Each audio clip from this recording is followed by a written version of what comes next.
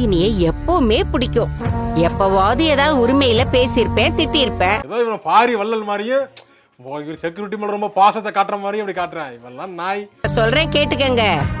என் மருமகள்லயே எனக்கு ரொம்ப பிடிச்சது ரோஹிணியை தான். உனக்கெல்லாம் வெக்கமே இல்லையாடா? சோறு தானே திங்கிற, எரும மாடு மாதிரி இருக்கீங்க. எதையும் கொஞ்சம் யோசிச்சு பண்ணு, அவ்வளவுதான் நான் சொல்லிட்டேன். அதெல்லாம் நான் பாத்துக்கிறேன்ப்பா.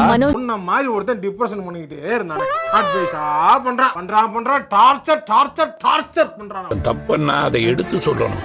அது இல்லாம அதை டெவலப் பண்ணி விடுறதே வேலையா இருக்கக்கூடாது. புரியுதா? புரியுது. புரிஞ்சுக்க, தெரிஞ்சுக்க, கரெக்டா இருந்துக்க.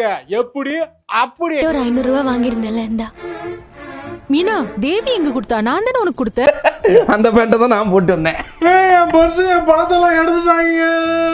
நான் தான் கேட்டேன். ஆனா நீ என்ன சாமந்திப்பு கொண்டு வந்திருக்க? நான் மல்லியில கேட்டேன். யாருக்கு வச்ச சோறு? யாருக்கு வச்சது? எனக்கு வச்ச சொல்றா. எனக்கு வச்ச சோத்த தண்ணி. இல்லக்கா, நீங்க சாமந்தி பூ தானே எடுத்துட்டு வர சொன்னீங்க. நான் என்ன கேட்டேன்னு எனக்கு தெரியாதா? எங்க லூசாங்க நீங்க? இன்னும் இவ்வளவு மென்டலா இருக்கீங்க. ஒண்ணு கூட ஒரு கூரே இல்லையங்க உங்களுக்கு. உன் முகமே சரியில்லையே, ஏதாவது மறைக்கிறியா என்ன? நான் என்ன மறைக்கிறேன்? என்னையா அண்ணன் வந்தாரு, நீ அமைதியாயிடுறா. போனா ஜாலி ஆயிடுறா. ஒண்ணும் இல்ல, மரியாதை அண்ணன். எனக்கு தெரிஞ்சு முத்து கூட தான் ஏதாவது பிரச்சனையா இருக்கும். இல்லனா இவையே இப்படி இருக்க போறாங்க. பாவிகளா, என்னடா பேசுறீங்க? என்ன சதி திட்டம்டா தீட்டுறீங்க? அவளை கடைசியா எப்ப திட்டினேன்னு கூட எனக்கு ஞாபகம் இல்ல. அவ தான் என்ன எப்ப பார்த்தாலும் திட்டிட்டு இருக்கா.